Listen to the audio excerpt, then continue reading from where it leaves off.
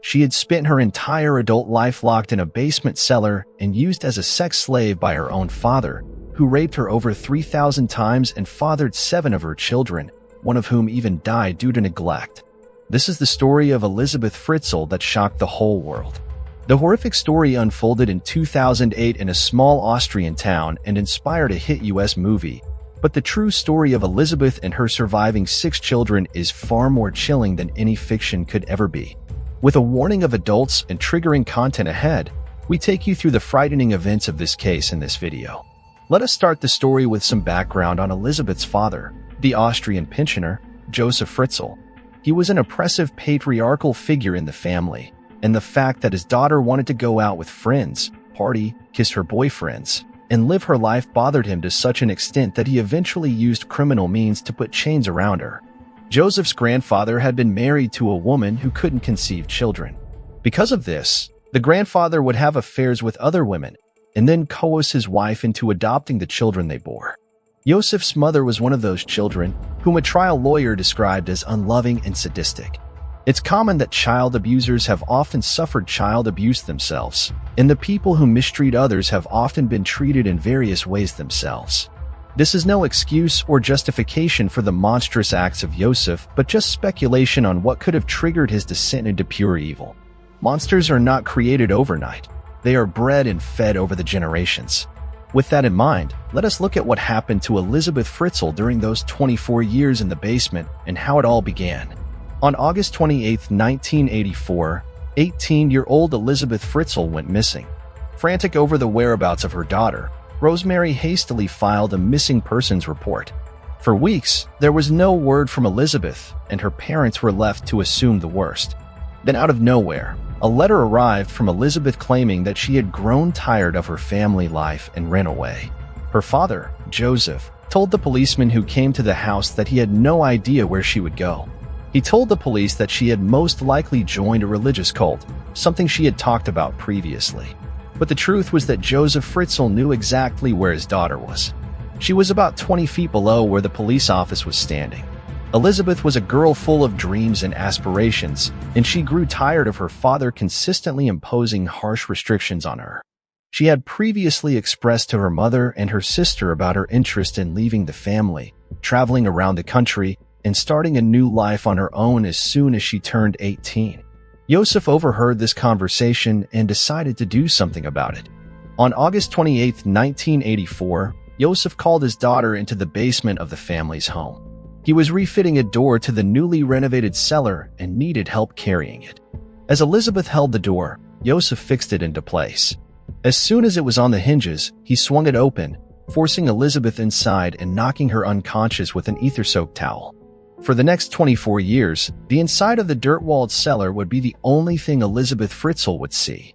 Her father would lie to her mother and the police, feeding them stories about how she had run away and joined a cult.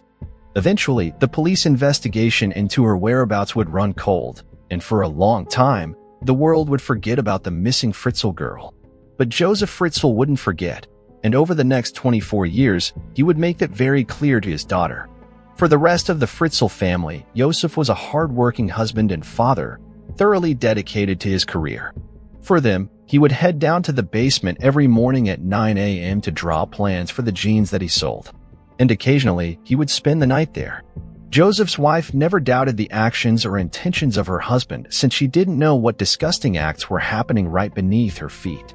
At the minimum, Joseph would visit his daughter in the basement 3 times a week, usually every day.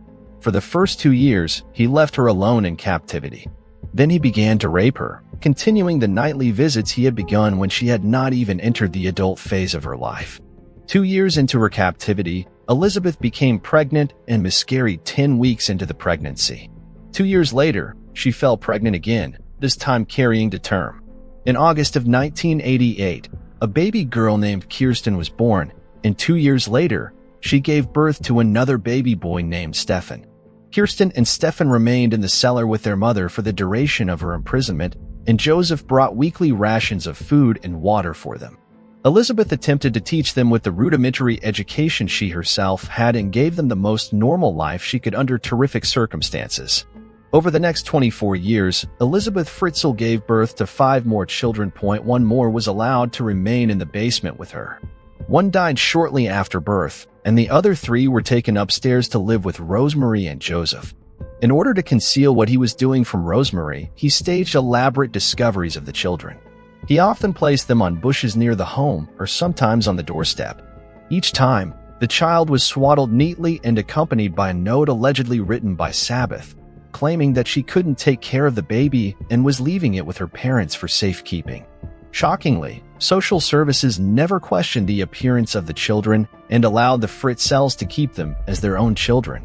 Officials, on the other hand, remained under the impression that Rosemary and Joseph were the baby's grandparents.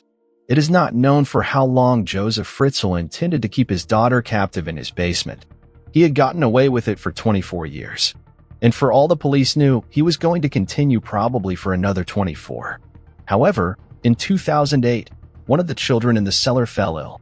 Elizabeth begged her father to allow her 19-year-old daughter Kirsten to get medical attention. She had fallen rapidly and critically ill, and Elizabeth was beside herself. Grudgingly, Joseph agreed to take her to a hospital. He removed Kirsten from the cellar and called an ambulance, claiming that he had a note from Kirsten's mother explaining her condition. The police eventually grew suspicious of Joseph and reopened the investigation into Elizabeth Fritzl's disappearance.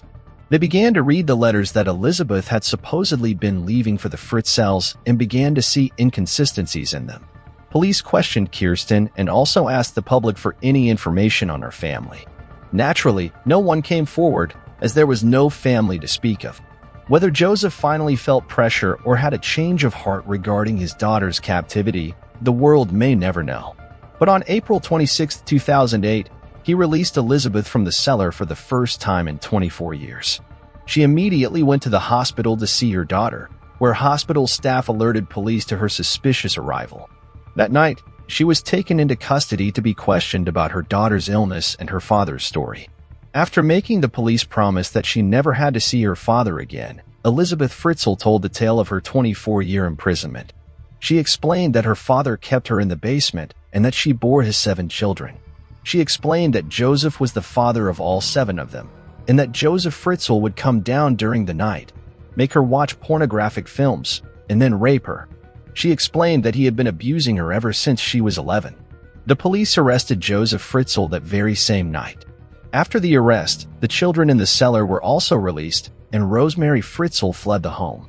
She had allegedly known nothing about the events taking place right under her feet, and Joseph backed up her story. The tenants who had lived in the apartment on the first floor of the Fritzl home also never knew what was happening right beneath them, as Seth had explained away all the sounds by blaming faulty piping and a noisy heater. Prior to his trial, Joseph confessed to the repeated rapes, claiming that the rape of his daughter was an addiction and the redirection of incestuous feelings he felt towards his own mother. He also claimed to be a loving, attentive father to the children he sired in the basement, bringing them books and stuffed animals, watching videos, and eating dinner with the children just like a family. At the trial, the father admitted guilt on an incest charge, but pleaded innocent to enslavement and to the murder of his child. After he saw Elizabeth's taped testimony, he changed his plea to full guilt, acknowledging that his failure to care for medical care for the newborn may have directly contributed to the death. For his crimes, Fritzl was found guilty on all counts: negligent murder, enslavement, incest, rape, coercion, and false imprisonment. He was sentenced to life imprisonment in 2009. He has been in solitary confinement in Austria's Kremlin prison since that time. According to Austrian media, he now suffers from dementia, and none of his family has visited during his decade behind bars. Today, Elizabeth Fritzl lives under a new identity in a secret Austrian village known only as Village Acts. The home is under constant CCTV surveillance, and police patrol every corner. The family doesn't allow interviews anywhere within their walls and has declined to give any information about themselves. Though she is now in her mid-50s, the last photo taken of her was when she was just 16 years of age. How do you form an intimate relationship after the people who are supposed to protect you have done so many horrible things to you? What do you guys think? Let us know your thoughts in the comments below. This is the story of 9-year-old Marie Sharella and her family. The tragic story began on the morning of March 18, 1964. Marisha Varela, a quiet girl from Hazleton, Pennsylvania, enjoyed playing the organ and aspired to be a nun. One day, she set out to bring some canned goods to her teacher at St. Joseph's Parochial School. She then later planned to attend the morning mass. But Shavarella never made it back. She was last seen walking east on West 4th Street at 8:10 a.m. Reports claim that on the cold morning of March 18th, while Maurice was on her way back to the school, she was asked by the neighbors to come up and get warm. But Maurice refused as she had to get back to her teacher with the goods. Neither the neighbors nor Maurice could have anticipated that from that moment, Maurice and her obedience would be history for the next 5.5 decades. Somewhere along her way, she crossed paths with evil at approximately 1 p.m. the same day. A man noticed what looked like a large doll in a coal mining waste pit. When he looked closely, the doll was actually Marie Chivarella. Her body was discovered north of Route 309 in Hazel Township close to the Hazleton Airport. The investigation revealed Maurice was physically and sexually assaulted, murdered, and left at the scene with all her clothing and personal belongings. Before dumping her in a coal mining waste pit, the killer bound, gagged, raped, and strangled her. The discovery of her body shocked the entire Hazleton community. It was a heartbreak that was felt by everyone in the town, especially by the children. Children who were Morris's age started to be afraid while they were alone or unescorted. The case changed the way people lived and how they approached their children's safety in the town. It didn't take long for the Pennsylvania State Police to begin their investigative efforts, which would ultimately last for decades. The authorities did not know that in this case, to even get a lead to work on, it would take years of grinding and scanning through databases. There were no lead suspects immediately after the killing. The police could not retrieve any useful evidence from Morris's body that could lead them to her killer. They had no idea that it would take them over 50 years to find a single lead in 2007. Investigators were able to develop a DNA profile of the suspect from fluids left on Chiavale's jacket, but the DNA didn't match any criminals in their system. They checked the database monthly against all other criminals that had DNA in the system, but there was no successful match. Then in 2019, police tried a different approach and uploaded DNA from Shavar Alice's jacket to the genealogical database. This time, there was a match, but to what appeared to be a very distant relative. The DNA match was insufficient to get the relative into custody or charge him with murder. To generate public interest and garner leads in the case, in 2018, Pennsylvania State Police used technology provided by Parabon Nano Labs to generate a snapshot phenotype facial prediction of the suspect from his DNA. The technology generated possible photos of the suspect at 25, 40, and 60. The pictures generated were released in the public domain. Unfortunately, no witnesses came out with any leads that could lead to Morris's killer. This was at a time when even Morris's parents had died. They did not live enough to see what would unfold in Morris's mystery ahead.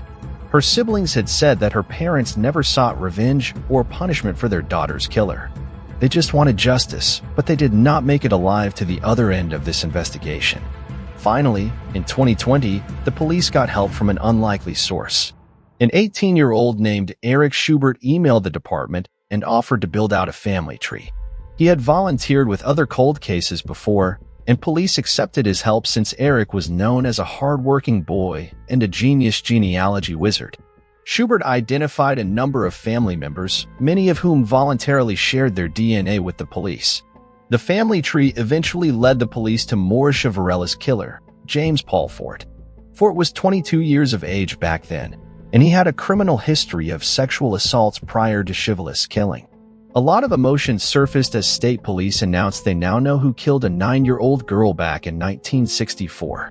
Unfortunately, police could not prosecute Fort because he had already died in 1980, and the cause of his death had been a heart attack. Police exhumed his body in January 2022. They found out a month later that his DNA was a match to the fluids left on Chiavar's jacket. This information was released to the press in a press conference by Pennsylvania police, which left for more than an hour for Chiavarella's surviving family. The news was bittersweet. Her sister Carmen Marie Radke stated that their family will always feel the emptiness and the sorrow of Marissa's absence. She added further that they will continue to ask themselves what would have been or could have been on that fateful day. Her family also went ahead and praised the persistent effort of Pennsylvania State Police because now they have gotten closure and a sense of being at peace with Morris's murder, and the determination of the Pennsylvania police to solve this case was applaudable. They left no stone unturned to find out who the killer was, and this was also a success story of a 19-year-old Eric Schubert who utilized his genius for very right purposes. But the question here still remains. After 5.5 decades into the investigation, when the killer was already buried in his grave, was justice actually served to Maurice and her family? Let us know your thoughts in the comments below. This is the story of Paulette Gebra Farah. It's every parent's worst nightmare to put their child to sleep at night and then find them vanish before daybreak. Well, that's exactly what happened to Paulette Gebra Farah. The worst part was that she was unexpectedly found between something no one ever thought about. Paulette Gebra Farah was 4 years old when she disappeared from her house on March 22, 2010. The case became prominent because she lived in one of the most upscale neighborhoods in Mexico, Huixquilucan. She had recently returned from a trip with her father, Mauricio Gebra, and sister. But her mother, Lizette Farah, had gone on a trip with her friend, Amanda de la Rosa, her lover, and multiple other men. Suspicions of her infidelity made Lizette the prime suspect in the case.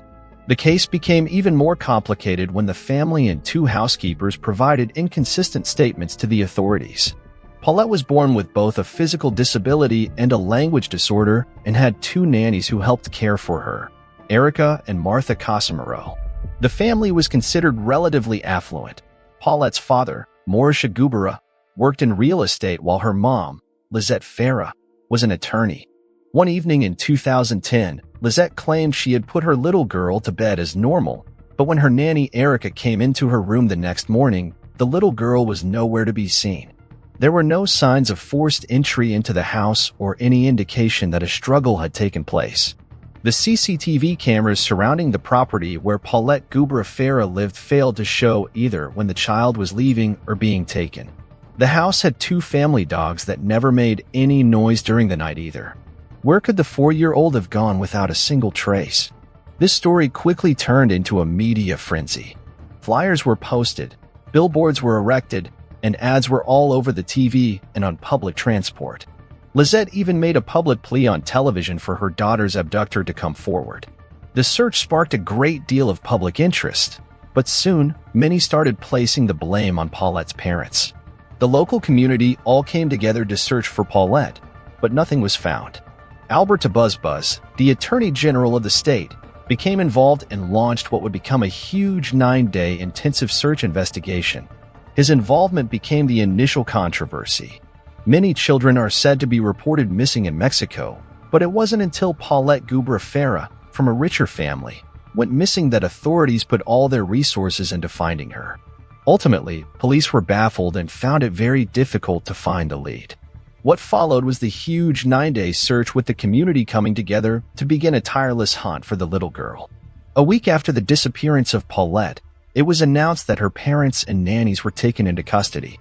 The first suspect identified in the case was Lizette. The stories which Paulette's parents and the nannies shared had inconsistencies, and the media and public began to become suspicious. This is when a shocking revelation came to light. According to a Mexican news report, Zocalo, there were some undercover recordings of Paulette's parents and their other daughter found. This contained a conversation that sounded like Lizette, how her daughter not to admit anything to the investigators, otherwise she'd get in trouble. Was she responsible for the disappearance of Paulette? However, Lizette claimed she was taken out of context. Both of Paulette's nannies, Erica and Martha Casimiro, claimed that the girl's parents seemed unconcerned while everyone was frantically searching for her. Even Lizette's media appearances made people uncomfortable. Her cold nature made people wonder if she was the one responsible for the death of her daughter. It was revealed that Lizette could have had a personality or mental disorder.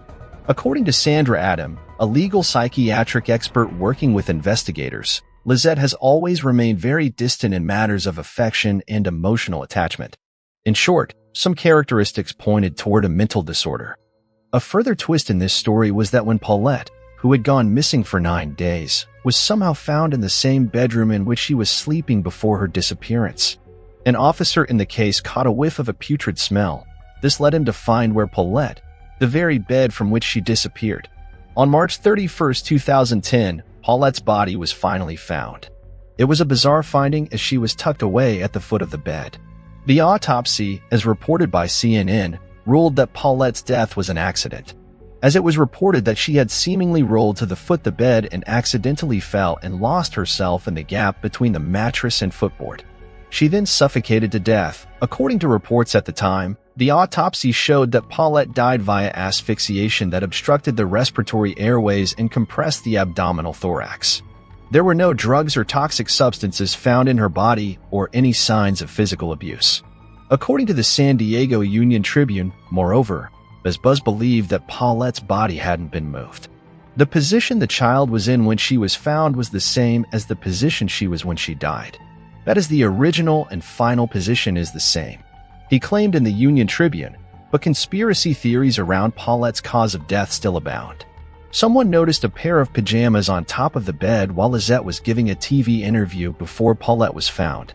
When Paulette was discovered, she was wearing those same pajamas. It could be true that the girl had multiple pairs of the same pajamas, but the coincidence was still eerie. Conspiracy theorists, however, focused on how everyone managed to miss where Paulette's body was for 9 long days.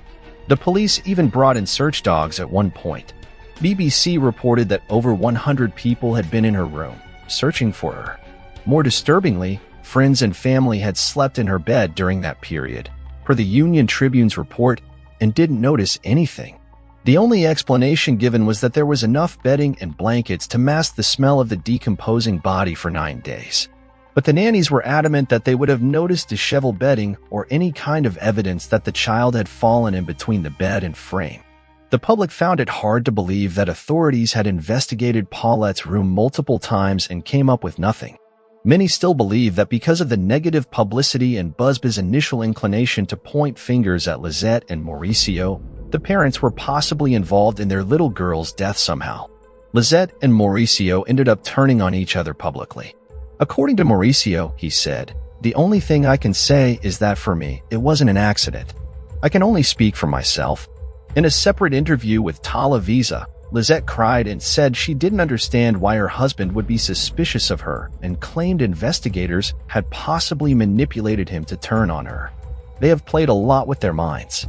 Maybe he didn't have enough trust in me because I have never doubted him," Lizette claimed. What do you think of this little girl's death? This is the story of a sociopathic 16-year-old girl with an antisocial personality disorder who plotted the murder of her family with her teenage lover and later went on to have sex with her accomplice while her house burned down to ashes. The crime was so unimaginable and ugly that it shook the whole nation, and every parent wanted to know what would make their children commit such a cruel act of violence. Erin Caffey, the daughter of Terry Caffey and Penny Caffey, came from a conservative and protective family. She had 2 little brothers, Matthew Caffey, 13 years old, and Tyler Caffey, 8 years old. Her family began homeschooling her when she was 13 after her family moved from Albuquerque, Texas to Celeste, Texas, so that they could be closer to a conservative Baptist church where her parents worked as ministers while she sang in the choir. Her beautiful voice would sometimes move her audience and the church to tears. But for Erin, homeschooling was like an isolated existence for an otherwise social girl. She reportedly didn't have many friends, and her life was largely confined to the church and her parents' house, which she later tried to burn down. When Erin turned 16 in July 2007, she was allowed to work at the local Sonic. One of her co-workers observed that she was so sheltered, it was like she was seeing the world for the first time, and that was where she met her soon-to-be boyfriend, 18-year-old Charlie Wilkinson. He was a high school senior and known as hot-tempered, but he had never been arrested previously and had no serious discipline problems at school. This was the first pivotal moment in her life. The kind and sweet Erin that her family and friends had known and loved so much slowly went away. Nobody knew it yet, but at that moment, other lives were changed forever. However, Erin's parents did not approve of Charlie. He had given them an impression of a rude, arrogant, full 18-year-old. Although it's up for debate that these traits might have been more Erin rather than Charlie. As time went on, Aaron and Charlie's relationship grew intense and more passionate. They didn't care what anybody else thought in regards to their relationship. They started spending more and more time together. It was almost like they became parts of each other. In fact, they had only been dating for a few months when Charlie presented Aaron with his grandmother's engagement ring. You know how it is to be young and in love. Your brain gets foggy. All common sense goes out of the window, and sometimes it's hard to see what is so clear to everyone else around you. As Aaron began to shut off everyone from her life except Charlie, secluded herself from the rest of the church, and started to engage in inappropriate PDA, her parents also began picking these changes in her behavior. This absolutely infuriated Terry and Penny. And from then on, the Caffeys limited Aaron's time with Charlie to once a week, in their home and under their watch. Charlie had to leave home by 9 p.m., and Aaron could use her cell phone to talk to him only until 10 p.m. These restrictions made Aaron very furious, and she planned to run away with Charlie. In February, Aaron was grounded for talking to Charlie without permission and got her keys and phone taken away. Eventually, it all became clear to her parents that this relationship will continue to cause problems as long as it will go on. Penny put her foot down and asked Aaron to stop seeing Charlie. Allegedly, this was the moment when she decided that drastic steps were needed to be taken so that she and Charlie could finally be together with nobody around to disrupt them.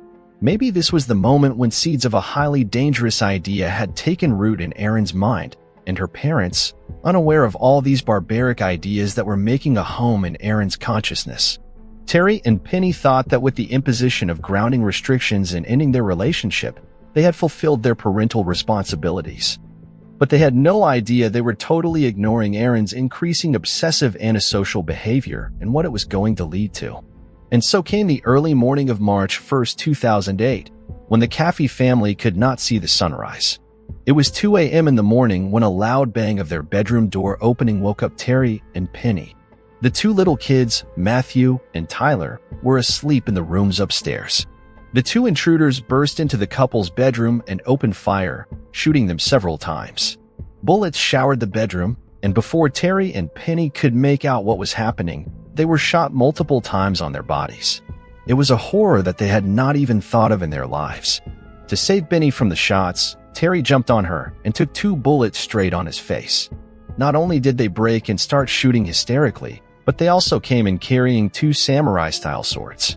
After Terry took blows on his face, he flung out of the bed, and the intruders shot Penny several times more.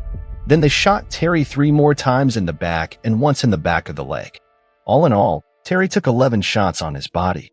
Terry could not feel the right side of his body, and even when he tried to speak, nothing came out of his mouth.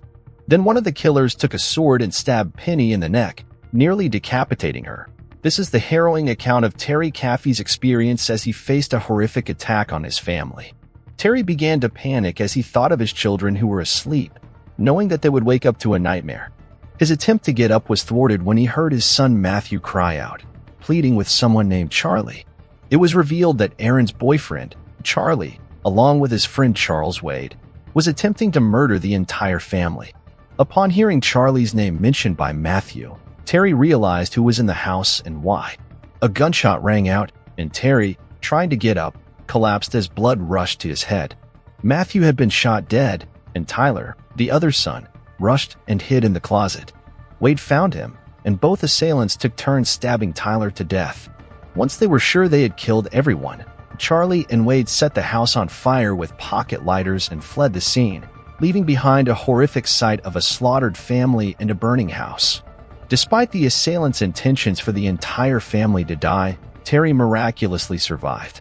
He managed to crawl through the woods to a neighbor's house roughly 2 hours after the attack. When the neighbor, Tommy Gaston, called 911, Terry, bleeding from various wounds, was taken to East Texas Medical Center in Tyler and admitted to the critical care unit. In the ambulance, Terry named his daughter's boyfriend, Charlie Wilkinson, as the killer. Chief Deputy Commissioner Kurt Fisher realized that Charlie was a friend of his son and had even gone fishing and four-wheeling with him many times before. Fisher spotted Charlie's car parked outside Matthew Wade's trailer, the brother of Charlie's accomplice, Charles Wade. The detectives rushed to Matthew Wade's trailer, where they encountered a teenager named Grugley. As the officers entered the trailer, they discovered Wade and his girlfriend, both of whom were woken up by the officers. Fisher informed them that he needed to talk to Charlie Wilkinson. During the search, they found Charlie lying on a mattress, wearing only blue jeans, with a semi-automatic handgun on the floor beside him. Charlie was taken outside in handcuffs, and Fisher asked him about the attack. Charlie denied involvement, claiming he got drunk the night before and passed out. Upon further investigation, the officers found evidence linking Charlie to the crime scene, including blood-spattered clothing. Charlie was brought to the county jail, where he hung his head in silence. Fisher questioned him about his involvement, and Charlie maintained his innocence, asserting that he got drunk and passed out. The story continued to unfold, revealing that Erin, initially claiming to be drugged, had lied about the events of that night. Despite her father's belief that Charlie sought revenge, Charlie's version of the story differed, stating that he did it for love rather than rage. As the investigation progressed, Charlie eventually disclosed his accomplices' names. Charles Wade and his girlfriend, Bobby Johnson, were promised $2,000 by Erin within 24 hours. All four suspects, Charlie Wilkinson, Charles Wade, Erin Cathy, and Wade's girlfriend, Bobby Johnson, were in police custody, and they were all talking. According to the boys, Bobby drove Charlie, Erin, and Wade to Cathy's home. They wandered around the house for a long time before being scared away by the house's dog, which immediately started barking loudly. Erin repeatedly called Charlie, forcing him to come back and kill his parents. She said she would bring the dog inside so it wouldn't wake anyone up.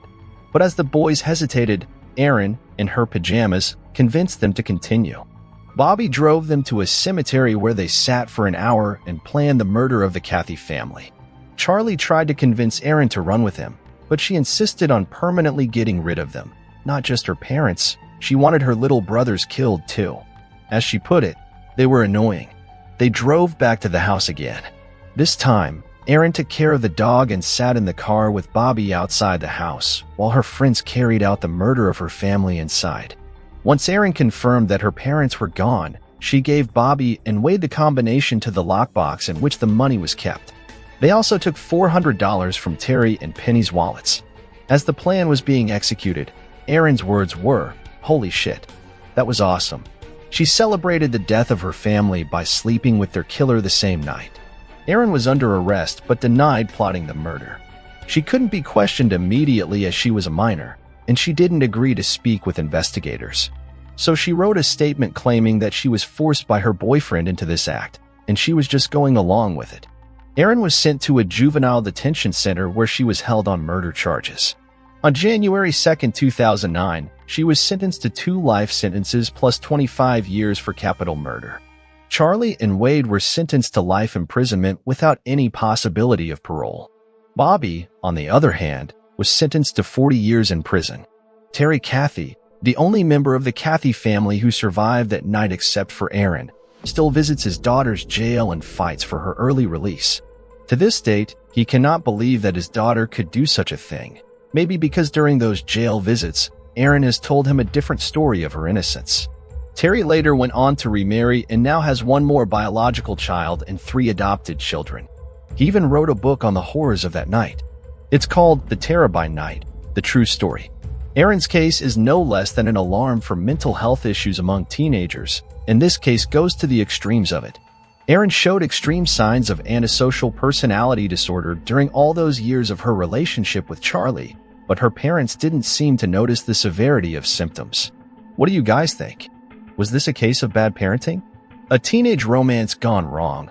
Or a sociopath manipulating her boyfriend for her evil desires? Let us know your thoughts in the comments below. The Lynn family murder. The Lynn family lived in North Epping, New South Wales, Australia, and they were a proud family who had their needs met. The husband, Min Lynn, and his wife, Lily Lynn, ran a successful family-owned newsagent in Sydney. Min and Lily had 3 children, June Brenda, who was 15, Henry, who was 12, and Terry, who was 9. The Lynn family also had Lily's sister, Irene, living with the family. The family had a cordial relationship where everyone openly expressed whatever was on their mind. It was a family with no secrecy as they lived and worked together. Things were all smooth and rosy for the Lin family before something unexpected happened, which ruined the family forever. During the early hours of one Saturday morning in July 2009, when the busy shop of Lin's family didn't open for business, it was odd for almost everyone who knew the shop. However, Kathy, who was also Lily's sister and happened to work in the news agency, began to receive calls from curious customers about why the shop was locked. Upon hearing the situation, Kathy began to suspect something wasn't right with the shop being locked. This prompted Kathy and her husband, Robert Shi, to go check the home of Min and Lily.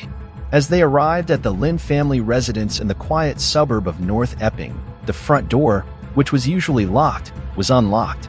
Kathy was beginning to feel frightened about the development. As she and her husband took steps forward, they could see sprinkles of blood here and there. They took a bold decision to be sure of whatever was happening or might have happened.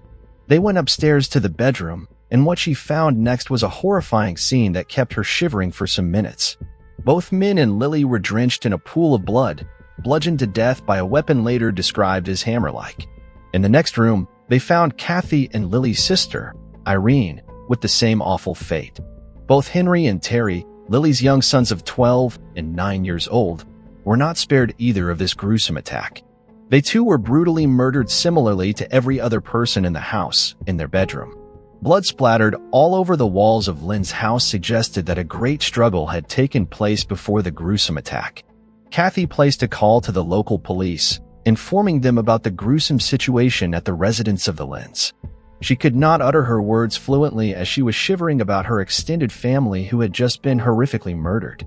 The situation had a little twist here. Brenda, who was the only member of the Lins family, was spared as she was away on a school excursion in New Caledonia at the time of the gruesome attack. Brenda is still on the school excursion when she learned about the gruesome killing of her family through Facebook. The police and paramedics did arrive at the scene, but it was so gruesome that they had to implore forensic analysts to help identify the members since the faces of the family were beyond recognition. They later concluded that the weapon that was used was likely to be a hammer. It only went from bad to worse as Brenda and the extended family had to live with a new harsh reality. Days after the incident, Kathy and her husband were finally composed enough to make emotional public pleas, calling for support to help solve the murders. Brenda, the only daughter and sole surviving child of Lin from the gruesome attack, went on to live with the Shis. They initiated the idea for her to come live with them and be a part of their new family, as she had no other place to go at the time. However, the lack of strong leads, as well as the nature of the vicious attack, suggested a more personal motive than a simple burglary gone wrong. The authorities turned to family members and possible connections for their investigation. Robert Shi, a former ear, nose, and throat specialist in China before moving to Melbourne in 2006, was one of the early suspects, as many indications pointed to him. According to the Daily Telegraph, he had opened a restaurant in Melbourne, but when his new venture soon failed, he and his wife, Kathy, moved to Sydney and had been unemployed ever since. Various reports also suggested that he was close to his extended family. It would take over a year for any breakthrough evidence to surface. During a forensic examination of Shi's garage in May 2010, experts found a tiny stain on the floor of the unkempt garage known as TY91. According to The Australian, one of the forensic experts trained in blood-stain pattern analysis was convinced that TY91 looked like a transfer stain, the kind produced from coming into contact with an object such as clothing, a weapon, or a bag wet with blood. Lab tests, however, proved that the tiny mark was consistent with the DNA of the Lin family members. She was subsequently arrested in May 2011, while his wife Kathy maintained his innocence. As all these new developments were happening, Brenda was still living with her new family. It took 4 trials spanning over 7.5 years before he was convicted. The first trial was aborted when a possible sexual motive emerged, but the court refused to identify the victim as she was still a minor at that point. She later opened up on how Robert has been sexually assaulting her in her home while her parents were still alive, and how he continued to assault her after Kathy and Robert took her in as a new family.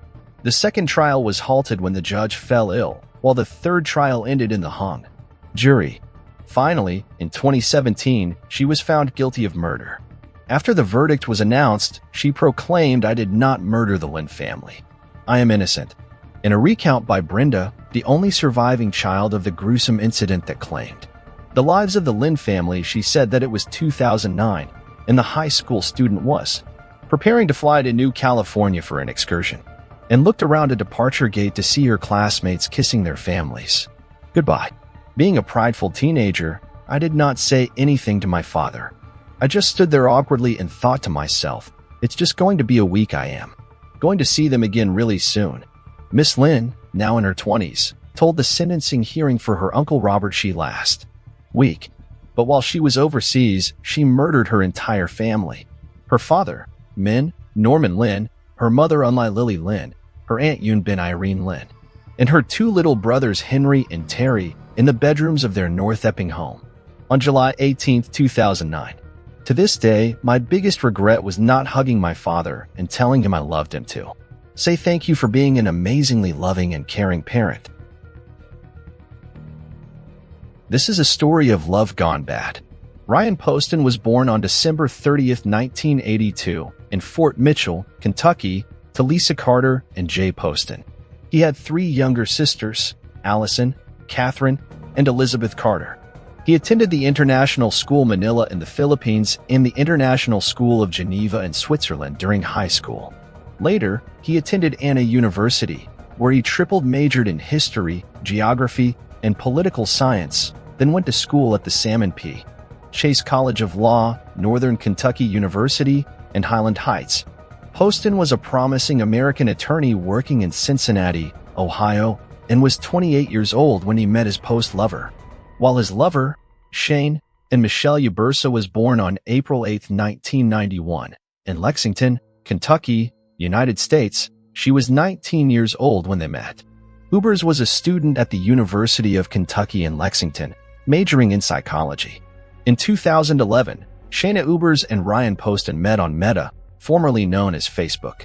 Poston stumbled upon a beautiful profile picture of Ubers on his mobile phone while surfing the social site.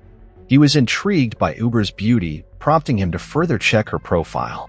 Poston was sure he wanted to be more than a friend to the person he had seen in the picture. He sent her a friend request. The duo began talking, and things were going smoothly with their conversation. During their talking stages, there were arguments, but that didn't put off a relationship, as the duo were so attached to one another. The reality between the duo differed from what had appeared to the public. However, the two shared an on-again, off-again romance for 18 months, often arguing over trivial matters. Poston and Ubers' on-off relationship was noticed by friends of the duo, which helped in figuring out what transpired when things got out of hand. Something bizarre happened, which turned a supposed beautiful evening into a mourning evening. During the recount of Ubers before the major incident that happened in the story, she claimed on October 12, 2012, she was in the condo over ex-lover Poston. The duo was reported to have ended the relationship between them before the aforementioned date. On the said date, her ex-lover had a date with Miss Ohio USA 2012 Audrey Bolt that evening. Ubers, at some point, had claimed her relationship with Poston was abusive, and that was one of the main reasons the relationship with him didn't work out. On the evening Poston was to have a date with Miss Ohio USA 2012, things went sour with him and Ubers, his ex-girlfriend. In the pace of the evening, Ubers claimed Poston was calling her mother stupid and crazy. She further said he called her unstable and deranged, which triggered her, and she decided to leave his condo. But things didn't go as planned as he came for her as she approached the exit of the condo. Ubers said Poston grabbed onto her body, onto her person, with both hands. She claimed he had picked her up from an awkward angle in the house and threw her from the doorway of his bedroom into the other room to the edge of the short sofa. The ensuing struggle, Ubers said, Poston fell on her and pinned her against a footstool, thereby grabbing her hair and screaming in her left ear. She thought he was going to snap her neck because of the way he was jerking her head around. Ubers claimed all of his weight was on her at this point, and there was no way for her to escape for her life. In a further recount by Ubers, she claimed Poston had pushed her against the TV in his room, but during the investigation of the crime scene, the TV set was in perfect condition, which contradicted her story, to get herself free from the pinning weight Poston had on her. She claimed to have punched him with the right arm, and when she did, it knocked the glasses off his face. She could get herself free, and the duo wrestled standing up. Ubers during her trial, recounts said. The four things got messy.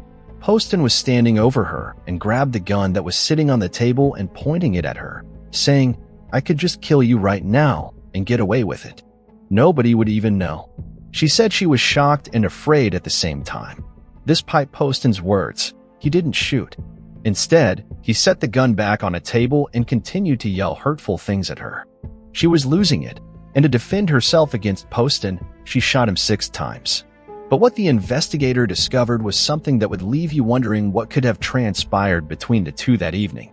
After Ubers had shot her ex-lover 6 times, she called the police immediately to report what had happened. She dialed 911 and told them she shot him in self-defense.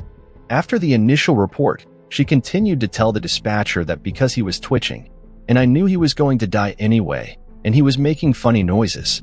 I shot him a couple more times. Uber said he was twitching so badly, and I didn't want to watch him lay there and twitch. Police on the crime scene searched and recorded all information that could help with their investigation in the case. However, what Ubers had told the investigators was contradicting everything that was in the condo of Poston, which led the police to suspect Ubers murdered sitting in cold blood. Police brought Ubers to the police station for further questioning and interrogation. Officer Dave Fornash was the officer who interrogated her. She initially stated that she wanted an attorney, but began to share details of the murder with him. During an interview with police, she said she knew Poston would die or be seriously injured. This was referred to according to a clip that emerged from her trial. Officer Four stated Ubers appeared unremorseful during a recount of the ugly incident and made several morbid jokes about the murder, including telling officers, "I shot him right there," pointing to her nose. "I gave him the nose job, which he had wanted." After the back and forth between the interrogator and Hubris, he left the interrogation room, and Hubris' behavior got stranger at this point. As she danced around the room, singing aloud and snapping her fingers as if she had just won a huge sum of money from a lottery. With all of Uber's actions and what she had recounted, it was evident that she had an active motive for killing Poston, which the police couldn't find out. However, most people who had weighed in on this case believe Ubers hadn't originally killed her ex-boyfriend for letting go of her and having a date with Miss Ohio USA. In April 2015, Ubers claimed Poston was violent toward her, while the prosecution countered all she had to say with evidence that what she was saying was the opposite of what had happened. At some point, the prosecutor said that she was obsessed with the attorney. As the investigation revealed, she was sending about 50 to 100 texts per day, sometimes to her ex-boyfriend. During the back and forth, the jury concluded and sent her to 40 years in prison for Poston's murder. She appealed, and her sentence was overturned the following year because it was revealed a convicted felon had served on the jury, which is not allowed by Kentucky law. While she was still in prison awaiting a conclusion to the case, Ubers was granted a second trial. Nivens and other former cellmates testified about her behavior behind bars and what she allegedly told them about Poston and his killing. One inmate, Cicely Miller, discusses Hubert's behavior after being arrested and how she never pressed remorse about killing her boyfriend. During Shane Uber's second trial in 2018, Tech, the then 21-year-old center of France before she murdered Ryan Poston, seemed to display an escalation in violent ID, one that by all appearances went virtually unnoticed at the time. The prosecution brought forward witnesses who testified that Uber sent them a text message, joking that you wanted to accidentally shoot Poston at a gun range. Another witness testified that she had heard Ubers telling a co-worker that she was going to kill her boyfriend. Some text read, "When I go to the shooting range with Ryan tonight, I want to turn around, shoot and kill him, and play like it's an accident," read the text, which was received by Uber's friend Christy Euler. Another one described Uber's growing rage at Poston, with Uber's state belief in a thin line between love and hate, and that her love for Poston had turned into hate. Toward the end of their relationship, Shauna Ubers had conducted many internet searches for a woman, which her ex-boyfriend had fronted on Facebook in January 2012, named Adri Belt. Belt, who was named Miss Ohio USA the same year, eventually agreed to meet up for a date with Poston, having ended things with Ubers at that time. In an interview with a local Kentucky station via CBS, Bolt recalled her impression of Poston. "He was very funny and very smart, and I found him very entertaining. and that led me to accept an invitation to go on a date with him," she recalled. Poston, it seemed, was also as excited and enthusiastic about the proposed date, but he reportedly told his stepfather, Peter Carter, that he was struggling over how to tell Ubers about it, effectively putting the final nail in the coffin to their year-and-a-half-long relationship. "I told them to make sure that he was kind to Shayna, and that he told her honestly what was going on," said Carter at Hebrew's second trial in 28 per CBS, before recounting how Poston had also expressed worry that Ubers would ultimately sabotage Tajit, describing her as always around. Tragically, Post would be murdered by Ubers only hours before he was due to meet Bolt in person. A psychologist testified that she suffered from PTSD and borderline personality disorder and claimed the emotional abuse and distress caused by Posting led to her violent act of murder. Ubers was convicted of murder again in 2018. This time on August 28, 2018, she was sentenced to life in prison with the possibility of parole in 2032. In her most recent mugshot taken in 2019, she is smiling. What do you think about this cold case? Let me have your thoughts or opinions in the comments section. Patricia Colombo. Having been sentenced to 200 to 300 years in prison means a lot. And that is what this case is all about. 20-year-old Patricia had left her family home 2 years earlier to live with DeLuca, a 36-year-old married man. When Patricia was 16 years old, she worked in a suburban coffee shop where she met pharmacist Frank DeLuca, who managed the pharmacy next door to the coffee shop where she worked. DeLuca and Patricia developed some sort of chemistry, and with the duo, things led to another in which he hired her to work in a store, and the two began an unusual sexual relationship. Patricia showed classmates pictures of her having sex with DeLuca's dog.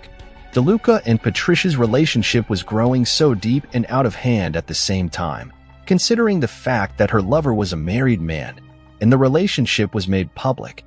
In April 1974, DeLuca brought Patricia to stay in his own home, even though he still lived with his wife and 5 kids. However, she accepted to move into her lover's home, but she simply told her parents she was moving to her apartment. Her parents were relieved when she told them she was going to move into her apartment and not some random person's home, which prompted her parents to give her money for upkeep.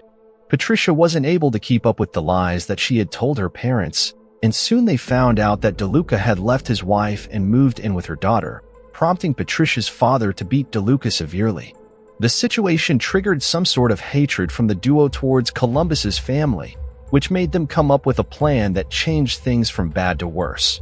On May 4, 1976, Patricia Colombo, who was 19 then, and Frank DeLuca, 39, decided to carry out a plan on Columbus's family. After several deliberations on how to carry out the plan, the duo came up with a plan. The duo was ready to execute their much-deliberated plan. They observed the environment and later crept into the home of Columbus and shot every living creature found therein. On May 7, 1976, Chicago police found a car belonging to one Elk Grove resident, Frank Colombo, abandoned after apparently being stolen. The Chicago police informed counterparts in Elk Grove, however.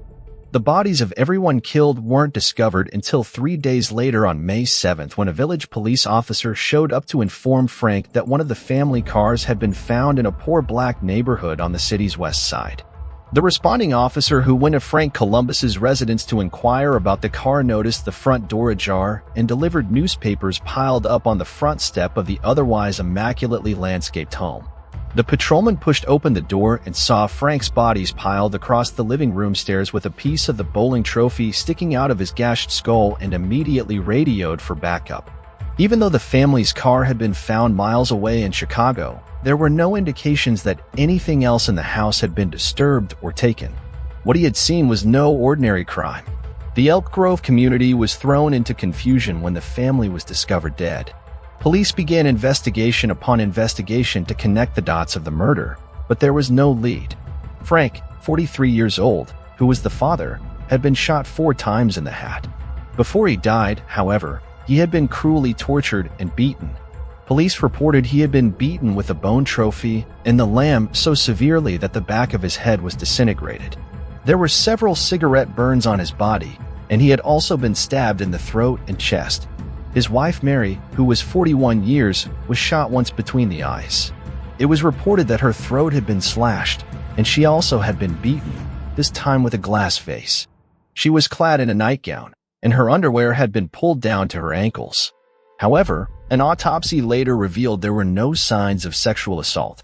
Their son, Michael, who was 13 years old, was also killed. He had also been shot, beaten with a bowling trophy, and stabbed over 80 times, mostly in the neck with a pair of sewing scissors. There were indications that he had been sleeping when the attack occurred and was awakened and forced out of bed by his killers. The only surviving member of the family was the Columbus' 19-year-old daughter, Patricia, who was living apart from her family with a 37-year-old co-worker, Frank DeLuca. Police questioned Patricia but had no reason to back her until the following week, as some of her behavior raised red flags to investigators. Ray Rose, the investigating detective, said that he has never forgotten what he saw that day. Evil, death, tragedy were his initial thoughts when he saw the carnage. What I saw was very curious. Rose saw the Sun-Times in May 2006. If you had just found out your whole family had been killed, you'd run to the scene. Patricia and DeLuca had initially wanted staged murders to make them look like mob hits or the work of black street gangs. Patricia went to the police stage and began suggesting possible motives and leads. One, which was quickly ruled out, was that Frank Columbus was the target of a mob hit. There was never any sign that he was in any way connected to organized crime. Lying to police in the course of a murder investigation is never a good idea. And when you're the sole surviving member of the family, it's an even worse decision. As a result of Patricia's statements and behavior after the crimes, Patricia Colombo became the chief suspect. In all bids to unravel the true case of the murder of Columbus's family, a hint came in. Inspired by the promise of reward money, a friend led police to the men who had discussed killing the Columbia family with Patricia. The detectives quickly established roles for themselves to make Patricia crack. Instead of good cop, bad cop, one detective described as looking like Tom Jones assumed the role of a boyfriend. At her family's wake and funeral, Patty flirted openly with the detective, to the point where her grieving relatives thought he was the displaced DeLuca, who had alienated her from her family. DeLuca's caught a notice in the corner of the funeral home. When Patricia wasn't joking, smoking, or flirting, she flung herself on top of her parents' and little brother's close caskets, wailing with grief. After the couple was arrested, DeLuca's employees revealed that they had seen him wash and burn blood-stained clothes on the day after the murders. He had kept them silent by threatening their families. DeLuca attempted to have these witnesses killed by a cellmate, but another inmate thwarted the plan by telling the police. Ross, the investigating detective, chronicled how Columbus, the 19, plotted for 8 months to kill her family, soliciting friends and acquaintances to carry out the murders. The investigating detective revealed that in December of 1975, Patricia met 2 men that she seduced and tried to hire to kill her family. Patricia claims one of the men forced her to have sex. She provided them with a diagram of the Columbus home and photos of the family. However, the men did not act on her request. And on May 4, 1976, she and Luca, her 37-year-old boyfriend, entered the home and attacked her family. During the course of interrogation, Patricia revealed that she wanted to beat her father to the punch, claiming she feared he had ordered a hit on her and her lover. Evidence revealed that the duo were willing participants in the murder, with Patricia acting as a decoy to be admitted to the house. When Frank Colombo opened the door and turned around, DeLuca entered and shot him with a .32 caliber handgun. During a detailed narration of how the incidents occurred, it was revealed that DeLuca, who did the shooting, shot Frank, who had been killed first as he tried to escape by running up the living room stairs. Patricia bludgeoned her father with a bully trophy. Mary was found cowering in the bathroom, her favorite room in the house where she had once lovingly hand-painted each bathroom tile with gold filigree. She had been shot dead center between the eyes. Patricia or DeLuca slit her throat just in case the bullet didn't take care of her. Although the Cook County medical examiner said that Mary was probably dead before she even hit the floor. The last victim was Michael, who had slept through the initial gunshots. The two woke Michael up and stood him upright, half asleep in his bedroom, while DeLuca shot him. Patty then stabbed Michael 87 times with her mother's sewing scissors. When police found Michael's body, they said at first glance it looked as if Michael has had a case of the measles. until they realized that the measles were dozens of tiny red gashes. DeLuca admitted to shooting the victims. However, Columbus's date has not owned up to her part in the murder. A few days later, Patty was charged with 3 counts of first-degree premeditated murder. In detailed evidence tended to the court, the cops determined that Patricia had originally set out to hire him in, a couple of losers she met in a motel cocktail lounge, to murder her family. She had even gone so far as to draw a map of her parents' house, along with the warning that the family's white miniature poodle was a yapper. After the supposed hitman had strung Patty along, having sex with her and ripping her off of $2,000, Patty persuaded DeLuca to help her carry out the job. Colombo and DeLuca were convicted of shooting her parents, Mary and Frank Colombo, and brother Michael, and mutilating their bodies. They sentenced both to 200 to 300 years in prison for the murders and another 150 years each for conspiracy to commit murder. Colombo received an additional 50-year prison term for solicitation to commit murder. It all ended badly for the lovers who wanted to have it all at all costs. Like this video and subscribe to our channel.